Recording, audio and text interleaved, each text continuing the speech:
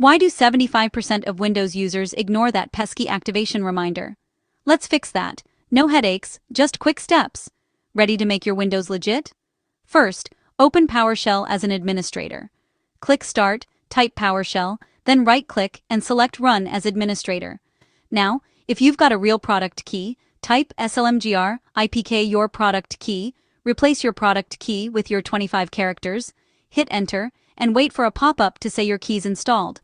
Next, activate by typing slmgr ato. You should get another pop-up confirming it worked. No product key?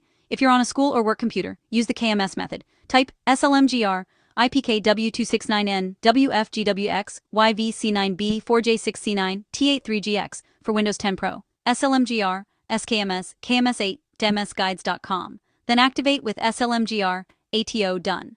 To check your status, either head to Settings, Update and Security, Activation, or type slmgr xpr for the verdict.